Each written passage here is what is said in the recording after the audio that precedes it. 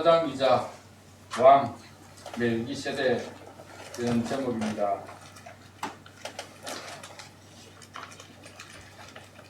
이브리스 기자는 이 멜기세덱에 대해서 설명을 합니다. 왜 설명을 하냐면 이 멜기세덱의 관찰을 서열을 따라서 오신 예수 그리스도 그분이 대제사장이심을 증명하기 위해서 이 멜기세덱에 대해서 설명을 하고 있습니다. 그런데 멜기세덱은 신비의 사인 인물입니다. 성경에 이 멜기세덱이 많이 나오지 않습니다. 성경에 나오는 이 멜기세덱은 그야말로 아주 작은 부분입니다. 정보가 많지 않다는 이야기입니다. 그래서 멜기세덱을 설명하는 일은 쉽지 않습니다. 성경에 보면 단 3곳에만 멜기세덱이 등장하는데 구약 성경 2곳, 신약 성경 여기 히브리서 이렇게 멜기세덱에 대해서 말씀합니다. 구약에서는 창세기 14장에 나오고 있고 또 시편, 다윗의 시입니다. 시편 110편에 나오고 있습니다. 그 2곳 외에는 멜기세덱에 대해서 설명하지 않고 있습니다. 그런데 이 2곳에 등장하는 멜기세덱을 히브리서 기자가 지금 설명을 하고 있습니다. 우리에게 가르쳐 주기 위해서 설명을 하고 있습니다. 우리는 그 히브리서 기자가 이 멜기세덱에 관하여 말씀하시는, 설명하시는 그 내용들을 우리가 살펴보면서 멜기세덱의 서열을 따라 관찰을 따라오신 메시아 예수 그리스도 그분에 대해서 우리가 살펴보려고 합니다. 멜기세덱이 가장 먼저 등장하는 성경은 창세기 14장입니다. 창세기 14장의 배경을 잠시 살펴보면 이렇습니다. 아브라함이 하나님의 명령을 따라서 그의 아버지 또 고향을 떠나서 하나님 지시하신 가나안 땅에 도착을 합니다. 그 고향에서 떠날 때에 아브라함이 자기 조카 롯을 데리고 오거든요. 그래서 롯과 함께 이 가나안 땅에 와서 정착해 샀는데 하나님께서 복을 많이 주시니까 롯의 가축도 너무 많이 늘어났고 아브라함의 가축도 너무 많이 늘어났습니다. 그러다 보니까 종들이 아브라함의 종과 롯의 종들이 서로 다투는 일들이, 싸우는 일들이 자주 일어났습니다. 목초지는 한정되어 있는데 점점 양들이 늘어나니까 서로 좋은 땅에 그 풀을 먹이려고, 양들을 데려가서 풀을 먹이려고 롯의 종들과 아브라함의 종들이 자주 다투었습니다. 그래서 아브라함이 조카 롯을 불러서 우리가 하나님의 복을 많이 받아서 함께 거하는 것이 옳지 않으니까 우리가 서로 땅을 나누자, 그렇게 이야기를 했습니다. 그리고는 아브라함이 선택권을 먼저 롯에게 주었습니다. 네가 좌하면 내가 우하고 네가 우하면 나는 좌하겠다, 그렇게 말을 했습니다. 그러니까 조카 롯은 눈을 들어서 보니까 어디 땅이 탐이 났죠? 소돔 땅. 거기는 성경에 보면 하나님 동산같이 강이 흐르고 푸르는 목초지가 막 있는 그런 정말 멋진 곳이었습니다. 그래서 롯이 그러면 삼촌, 제가 여기 이 소돔 땅을 선택하겠습니다 라고 소돔 땅으로 내려갔습니다. 아브라함은 산지 땅을 그곳에서 거하면서 그곳에서 양들을 먹이면서 목동의 생활을 했습니다.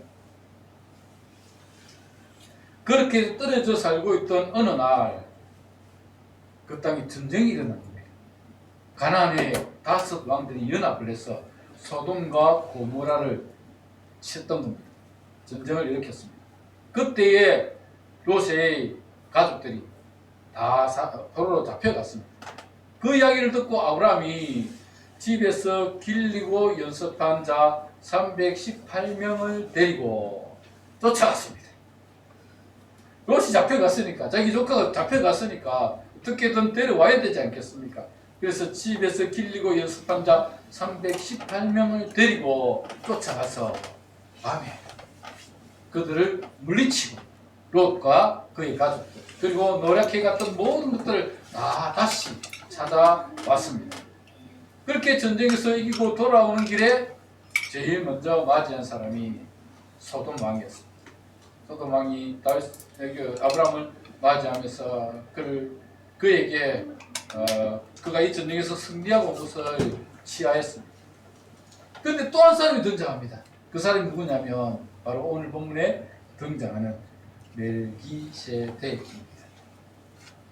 이 멜기세덱을 성경 창세기 14장에 보면 살렘 왕이요 지극히 높으신 하나님의 제사장이었더라 그렇게 말씀하고 있습니다. 제가 한번 읽어드리겠습니다. 창세기 14장 18절에서 20절 말씀입니다.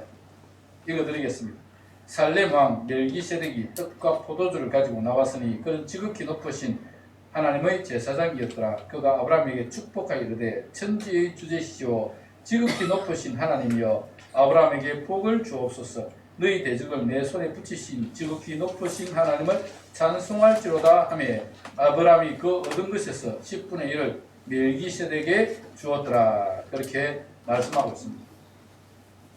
이렇게 전쟁에서 이기고 돌아온 아브라함에게 소돔 왕도 치하했지만 살렘 왕이 와서 그 아브라함을 치하고 그에게 축복해 주니까 아브라함이 그에게 그 살렘 왕이었던 멜기세덱에게 얻은 그 노량물 중에서 10분의 1을 그 멜기세덱에게 주었더라. 그렇게 말씀하고 있습니다.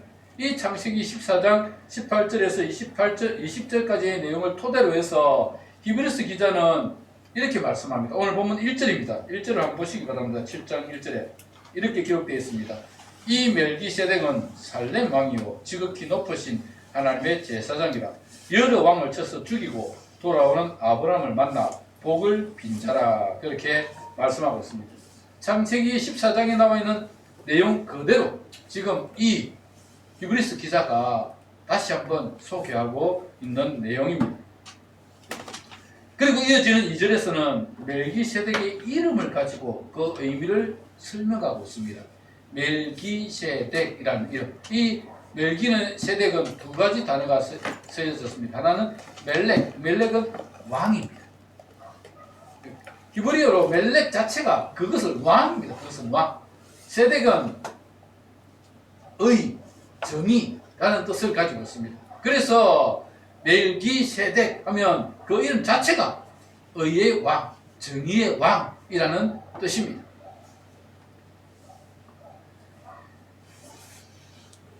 그리고 또 그 멜기세덱을 살렘 왕이라 그렇게 소개하고 있죠. 이 살렘 왕은 또 두 가지 의미를 가지고 있다고 생각할 수 있습니다. 이 살렘이라고 하는 것은 예루살렘을 가리키는 말입니다. 그래서 예루살렘의 왕이라는 뜻입니다. 그 가나안 땅에 예루살렘이 있지 않았습니까? 그 예루살렘의 왕이었던 멜기세덱이라는 뜻이기도 하고, 또 하나는 살렘은 샬롬, 즉 평화를 의미하는 단어이기도 합니다. 그래서 평화의 왕이라는 뜻도 가지고 있습니다. 오늘 보면 2절에 보면 그 두 가지 의미를 다 설명하고 있습니다. 한번 2절을 보시기 바랍니다. 이렇게 기록되어 있습니다. 아브라함이 모든 것의 10분의 1을 그에게 나누어 주니라. 그 이름을 해석하면 먼저는 의의 왕이요 그 다음은 살렘 왕이니 곧 평강의 왕이라. 그렇게 말씀하고 있습니다. 이름을 가지고 그 이름을 해석하면 뭐라고요? 의의 왕. 이름 자체가 멜기세덱이라는 이름 자체가 의의 왕입니다. 그리고 그분은 살렘 왕이기 때문에 그 살렘 왕은 샬롬, 평화의 왕이다 라는 뜻을 가지고 있습니다.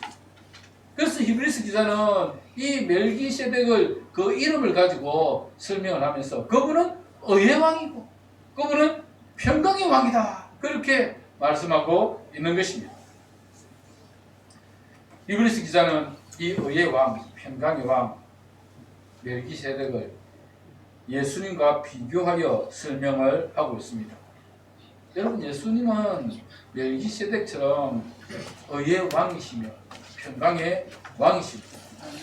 그뿐만 아니라 그분은 지극히 높으신 하나님의 제사장으로 오신 분이십니다. 예수님이 오실 때 그때 당시에 이스라엘의 상황을 여러분 대충 알고 계시죠? 그때 당시에 이스라엘은 나라를 잃어버렸습니다.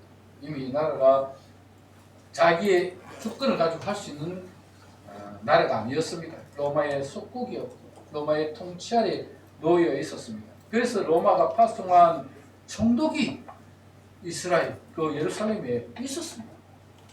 총독 허락 없이는 사람을 죽이지도 못하고 살릴 수도 없는 상황이었습니다. 그렇기 때문에 로마에 의해서 지배를 받던 나라였습니다. 뿐만 아니라 예수님이 오시기 전까지 약 400년 동안의 암흑 시기가 있었습니다. 알고 계시죠? 즉 말라기를 끝으로 복음서가 시작될 때까지 약 400년 동안의 하나님의 말씀이 기록되어 있지 않습니다. 암흑기였습니다. 그런 암흑기를 살아가는 백성들의 영적인 상태가 얼마나 피폐했는지 모릅니다. 영적으로 피폐해 있지요. 정치적으로는 로마의 압제에 놓여 있지요. 백성들은 정말 또 하나 설명을 하자면 헬라의 알렉산더 대왕이 죽고 난 이후에 나라가 네 조각으로 나눠지면서 오해 좀 설명하겠습니다만 네 조각으로 나눠지면서 그 셀루코스 가문의 헤롯 왕의 통치 아래 놓여 있었습니다. 그러다 보니까 나라가 정말 어수선했고요. 영적으로도 매우 피폐했고 삶 자체가 너무 힘들었습니다. 그런 상황에서도 종교 지도자들은 자기들의 이익을 위해서 헤롯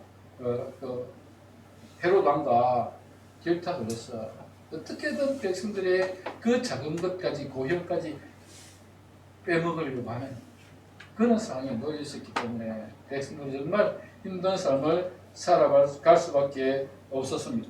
그런 혼란한 시대에 예수님이 오셨습니다. 암흑시대에 영적으로 지쳐있는 사람들에게 말씀이 육신이 되어 오셨습니다. 요한복음 1장 14절에 보면 그렇게 기록되어 있습니다. 말씀이 육신이 되어 우리 가운데 가심에 우리가 그의 영광을 보니 아버지의 독생자의 영광이요 은혜와 진리가 충만하더라. 요한복음은 말씀이신 예수 그리스도 즉 로고스이신 예수 그리스도를 우리에게 소개해주고 싶습니다. 집합합니다. 그분은 말씀이셨습니다. 진리의 말씀이셨습니다. 거룩한 말씀이셨습니다. 아니 세상을 창조하신 말씀이셨습니다. 그 말씀이 육신이 되어 우리 가운데 오셨습니다. 육신을 입고 우리 가운데 오셨습니다. 그 예수님이야말로 의의 왕입니다. 뿐만 아니라 예수님은 평화의 왕으로 이 땅에 오셨습니다. 누가복음 14장에 보면 천군 천사들이 예수님의 오심을 이렇게 말씀하고 있습니다. 지극히 높은 곳에서는 하나님께 영광이요 땅에서는 하나님이 기뻐하시는 사람들 중에 평화로다. 아멘. 예수님께서 오시니까 그 혼탁한 세상, 혼란한 세상 가운데 평화가 찾아온다 라고 천군 천사들이 노래하고 있는 것입니다. 예수님은 의의 왕, 평화의 왕으로 이 땅에 오셨습니다. 지금 이 시대를 살아가는 우리들도 정말 혼탁한 시대를 살아가고 있는 것 같습니다. 진리가 무엇인지, 의가 무엇인지 정의를 내리기조차 어려울 정도로 세상은 혼란스럽습니다. 힘센 자가 약한 자를 침략하고 약탈하는 시대로 돌아가 버렸습니다. 자기의 이익을 위해서는 무역전쟁도 화력전쟁도 개념치 않습니다. 4년 전에 러시아가 우크라이나를 침공했죠. 왜 침공했습니까? 야, 그 곡창지대 내 나라 그거 뺏으려고 러시아가 우크라이나 침공했습니다. 지금은 4년이 지난 지금 미국이 이란 목 잡고 건너입니다. 지금 야, 너 까불지 마라. 이란 너 지금 그 정권이 어떤 정권이냐면 이슬람 사제가 잡고 있는 정권입니다. 그들이 잡고 있으니까 잠재적 침략자가 됩니다. 그러니까 그 이슬람 세력을 가지고 그 사람들이 나중에 미국을 공략할 수도 있고 또 그들이 핵이라고 하는 무서운 무기를 만들어 놨기 때문에 그것 때문에 미국은 굉장히 위기를 느끼고 있습니다. 그래서 자꾸 흔드는 겁니다. 너희 그 사자들이 아니라 친미국 성향의 사람들을 세워라. 그런 겁니다.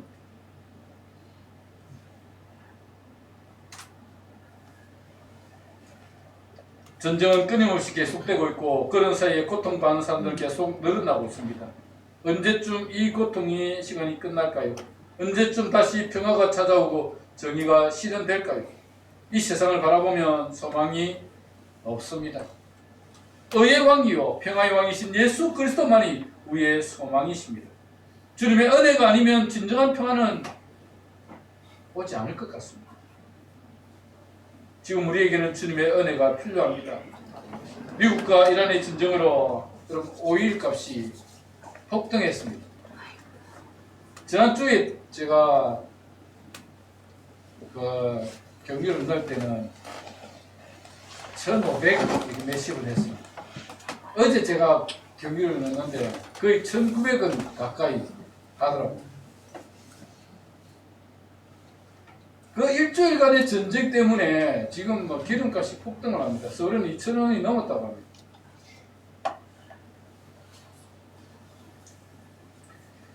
그나마 우리들은 기름을 아끼면 되지만 사업을 하는 사람들은 직접적인 타격을 입었습니다. 석유 화학을 토대로 살아가는 사람들은 치솟는 유가 때문에 사업을 계속 이어나가기가 어려울 정도로 심각한 문제가 생겼습니다. 특히 유럽과 중국은 큰 타격을 입고 있다고 합니다. 유럽이 본래는 러시아산 가스를 수입을 했습니다. 그런데 러시아가 지금 전쟁을 벌이고 있기 때문에 유럽이 가스 공급이 원활하게 되지 않고 있습니다. 거기다가 이번에 또 중동에 전쟁이 일어나니까 중동에서 공급받는 오일마저 제대로 공급받을 수 없는 상황에 놓였다고 합니다. 중국은 이란의 산 오일을 수입해서 그걸 정지해서 지금까지 사용했는데 약 80%를 이란에서 수입했다고 합니다. 그 정도로 이란의 오일을 의존하고 있었는데 이 전쟁이 나니까 중국은 지금 오일을 받을 길이 없는 겁니다. 거기다가 이란이 호르무즈 해역을 통제를 하고 있습니다. 야, 너 호르무즈 지나면 미사일 쏴서 다 폭파시키겠다. 그러니까 호르무즈 해협에 묶여있는 선박들이 너무 많다고 그 건너지 못하겠어요.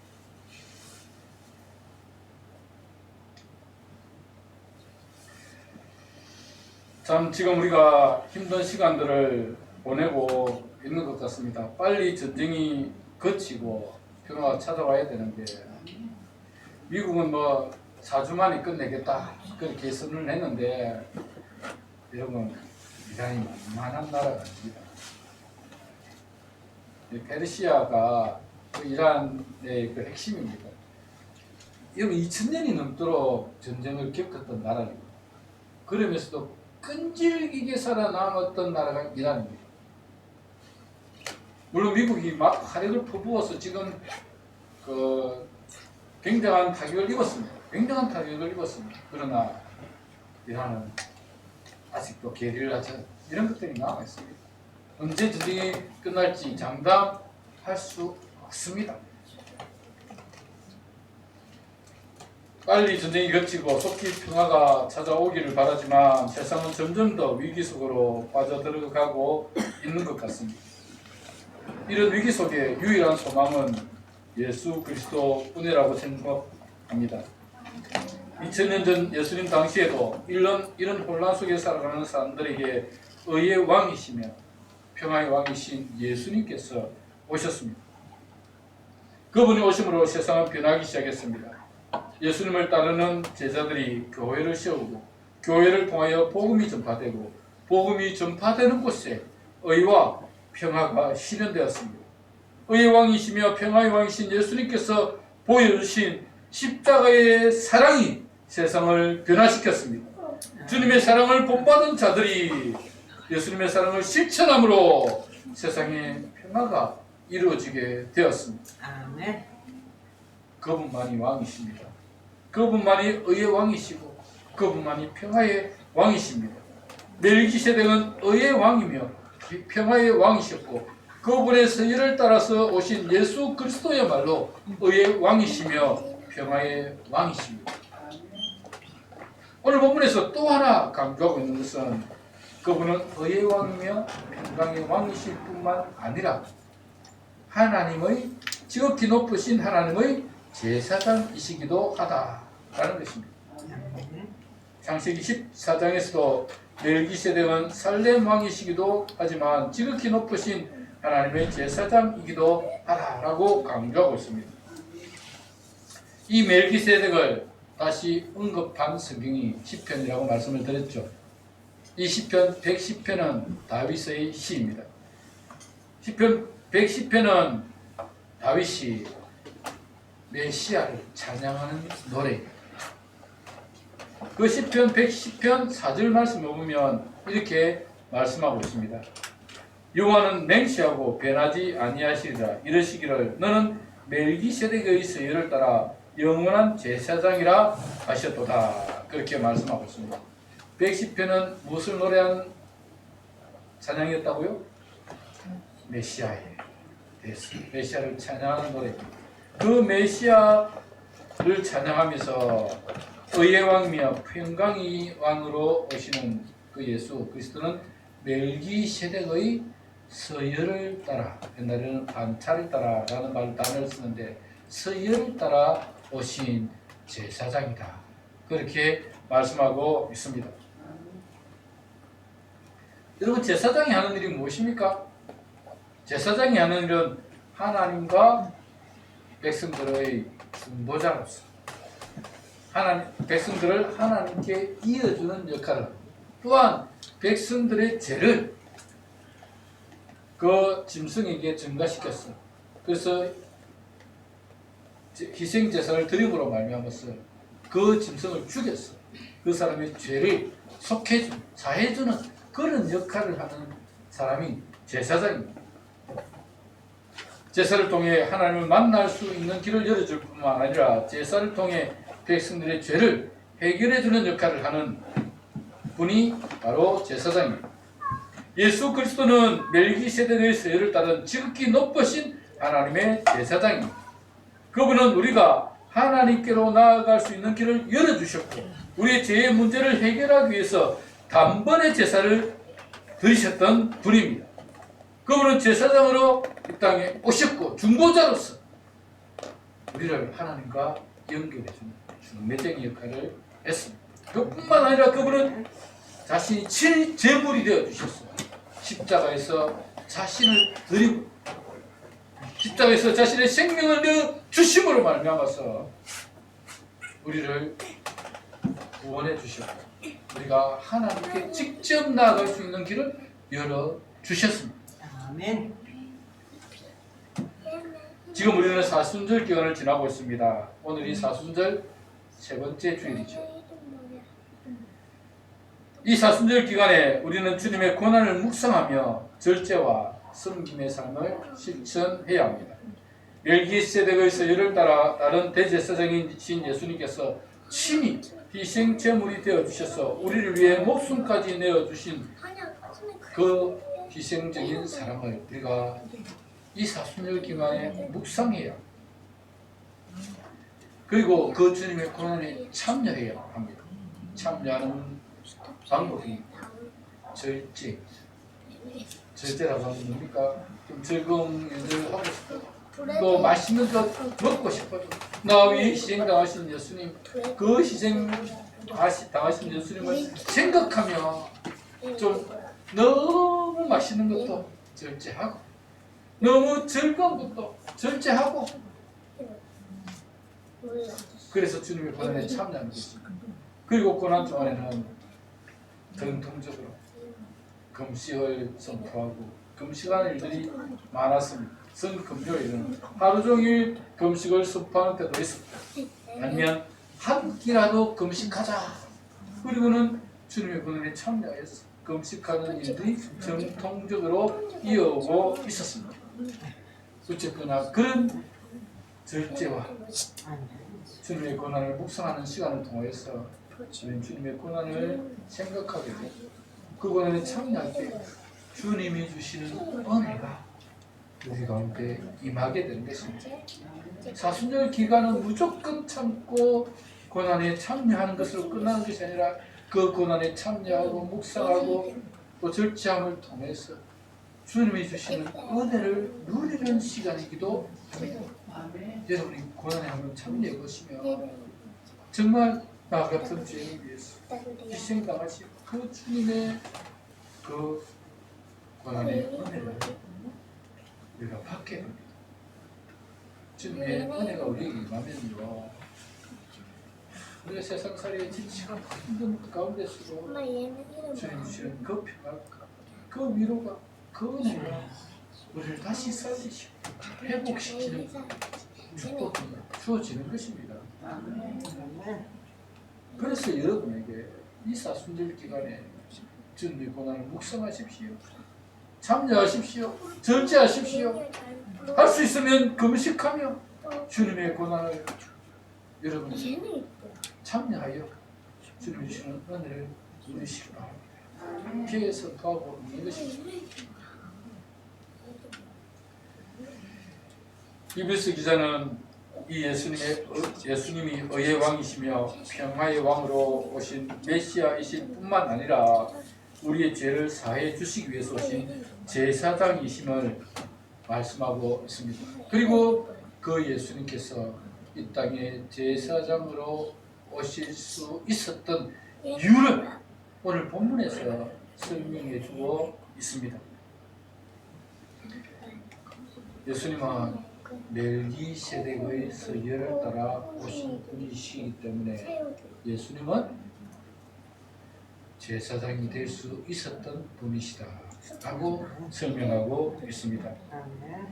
이 히브리서 기자가 두 가지 내용을 가지고 예수님께서 지극히 높으신 하나님의 제사장이시다라는 것을 증명해내고 있습니다. 그 첫 번째가 뭐냐면 예수님의 출생이 레위 계통의 제사장이 아니었다라는 것입니다. 오늘 보면 3절을 보시면 이렇게 설명하고 있습니다. 멜기세덱은 아버지도 없고 어머니도 없고 족보도 없고 시작된 날도 없고 생명의 끝도 없어 하나님의 아들과 닮아서 항상 제사장으로 있느니라 그렇게 말씀하고 있습니다. 여러분 멜기세덱에 대해서 창세기 14장에 보면 그 멜기세덱의 족보나 그가 어떻게 태어났는지 그런 것들이 기록되어 있지 않습니다. 아버지가 누구인지 어머니가 누구인지 그의 족보가 어떻게 되는지 그런 것들에 대해서 기록해 놓고 있지 않습니다. 또 언제 태어났는지 언제 죽었는지도 기록되어 있지 않습니다. 마치 하나님의 아들처럼 육신의 혈통에서 태어나지 않는 것처럼 보입니다. 시작 지점도 없고 마치는 지점도 없는 영원한 하나님의 아들의 모습을 가지고 있다는 것입니다. 히브리서 기자는 예수 그리스도께서 멜기세덱의 서열을 따라오신 참된 제사장임을 말씀하고 있는 것입니다.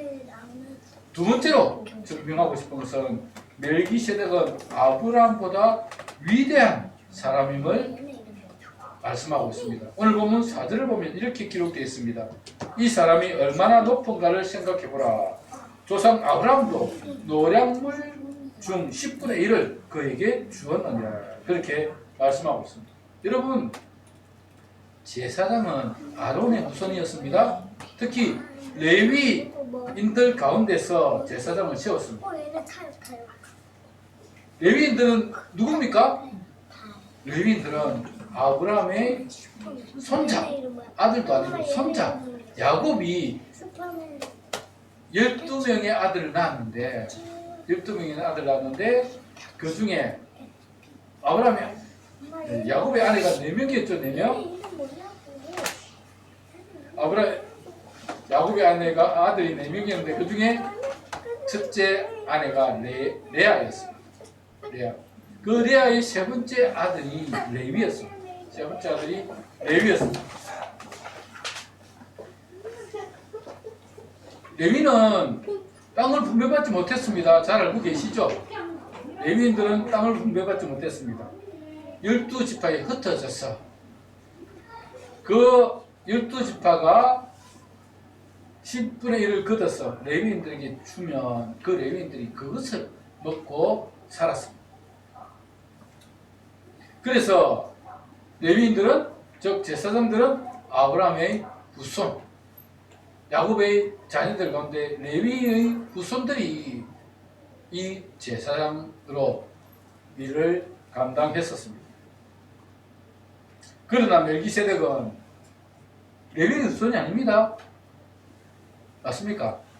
그렇죠. 왜냐하면 아브라함 시대에 멜기세덱이 있었습니다. 아브라함의 후손, 즉 아브라함의 손자 야곱으로부터 태어난 사람이 아니었습니다. 야곱으로부터 태어난 사람이 아니었습니다. 멜기세덱은 아브라함과 동시대의 사람이었습니다. 그렇기 때문에 레위 계통의 사람이 아닙니다. 그리고 멜기세덱은 아브라함에게 복을 빈 사람입니다. 그래서 아브라함보다 위대한 분이심을 이 이브리스 기자는 강조하고 있는 것입니다. 오늘 본문 4절에 그렇게 기록하고 있죠. 이 사람이 얼마나 높은가를 생각해보라. 보라, 아브라함도 노량물 중 10분의 1을 그에게 주었느니라. 그렇게 말씀하고 있습니다. 또한 6절에서 7절에 보면 이렇게 말씀합니다. 레위 족보에 들지 아니한 멜기세덱은 아브라함에게 10분의 1을 취하고 약속을 받은 그를 위하여 복을 빌었나니 논란의 여지없이 낮은 자가 높은 자에게 축복을 받느니라. 그렇게 말씀하고 있습니다. 만일 아브라함이 높았다면 그가 멜기세덱에게 축복을 해주었겠지만 멜기세덱이 아브라함에게 복을 빌어줬다는 것은 여기 논란의 여지없이 낮은 자가 높은 자에게 축복을 받느니라. 그렇게 말씀하고 있습니다. 그럼 축복을 해준 멜기세덱이 아브라함보다 더 높다라는 것을 히브리스 기자는 지금 증명해 내려고 하는 것입니다. 이 멜기세덱은 지극히 높으신 하나님의 제사장이었다 라는 것을 히브리스 기자는 말씀하고 싶은 겁니다. 지극히 높으신 하나님의 제사장이었다. 히브리스 기자는 예수님의 제사장 직분은 레위의 혈통으로 주어진 것이 아니라 멜기세덱의 서열을 따른 제사장이며 지극히 높으신 하나님이 보내신 대제사장임을 강조하고 있는 것입니다. 그렇습니다. 그분이 어떻게 대제사장이 될 수 있었는가를 예수님은 레위 지파에 속한 분이 아니라 예수님은 유다 지파에 속한 분입니다. 다윗의 혈통, 즉 유다 지파의 혈통을 따라 태어난 분이 예수님입니다. 그러니까 레위인이 아닙니다. 예수님은 레위 가문이 아니라 제사장 가문이 아니다는 말입니다. 그럼에도 불구하고 그분은 지극히 높으신 하나님의 제사장이 될 수 있었던 이유가 뭐라고요? 멜기세덱의 서열을 따른 제사장이었기 때문에 그분은 지극히 높으신 하나님의 제사장으로 세워질 수 있었다라는 것을 설명하고 있는 것입니다. 여러분, 인구주 예수님은 다윗처럼 유다 지파의 혈통에서 나신 의의 왕이시며 평강의 왕이십니다. 그리고 그분은 레위의 허리에서 나지 않고 멜기세덱의 서열을 따른 위대한 하나님의 제사장입니다. 그렇기 때문에 그분은 하나님의 위대한 구원의 사역을 감당할 수 있었습니다. 다윗 왕도 레위인도 이룰 수 없었던 하나님의 위대한 구원의 사역을 멜기세덱의 서열을 따른 예수 그리스도께서 이루셨다 그 말입니다. 그래서 오직 그분에게만 소망이 있습니다. 곤란한 세상을 살아가며 어려운 세상을 살아가는 우리들에게 유일한 소망은 바로 이 예수 그리스도밖에 없다. 이것이 이블리스가 우리에게 알려주고 싶은 내용입니다. 사랑하는 여러분, 정말 그렇죠? 이 세상에 어느 누가 이 혼란한 세상 가운데, 어지러운 세상 가운데 우리에게 평화를 줄 수가 있겠습니까? 우리 이 세상을 의로 다스릴 수 있겠습니까? 예수 그리스도 외에는 없다는 것입니다. 그래서 히브리서 기자는 이 멜기세덱을 우리에게 설명하면서 멜기세덱의 서열을 따라오신 이 예수 그리스도야말로 의의 왕이시며 평화의 왕이시다. 그분은 하나님이 보내신 지극히 높으신 하나님의 제사장이다. 라는 것을 증명해 내고 있는 것입니다. 사랑하는 여러분, 그분만이 의의 왕이십니다. 그분만이 평화의 왕이십니다. 그분은 하나님이 보내신 지극히 높으신 하나님의 제사장입니다. 그분에게만 소망이 있습니다. 우리는 이 사실을 기억하고 그분께 나아가야 합니다. 세상이 많이 어지럽지 않습니까? 정말 혼란스러운 세상입니다. 경제도 지금 세계 경제가 너무 어려운 가운데 있는데 또 미국이 전쟁을 일으키니까 더 어려워지고 있습니다. 어떻게 해야 되겠습니까? 하나님께 나아가야 합니다. 예수 그리스도 그분만이 소망이심을 믿고 그분께 나아가야 합니다. 하나님께 기도해야 합니다. 그래야 하나님께서 이 혼란한 세상 가운데서 진정한 평화를 허락하여 주시고 이 세상 가운데 정말 무너질 것 같은 이 세상들을 다시 세워 주실 수 있습니다. 아멘. 그분만이 왕이시고 그분만이 평강의 왕이심을 기억하고 그분만이 진정한 하나님 보내신 대제사장이심을 기억하고 그분께 나아가셨어요. 그분의 은혜의 보좌 앞에 나아가셨어요. 여러분 모두가 하나님 주시는 은혜를 예수 그리스도를 통해서 주시는 놀라운 은혜를 다 받아 누리시기를 주님의 이름으로 축복합니다. 아멘. 말씀을 기억하면서 함께 기도하도록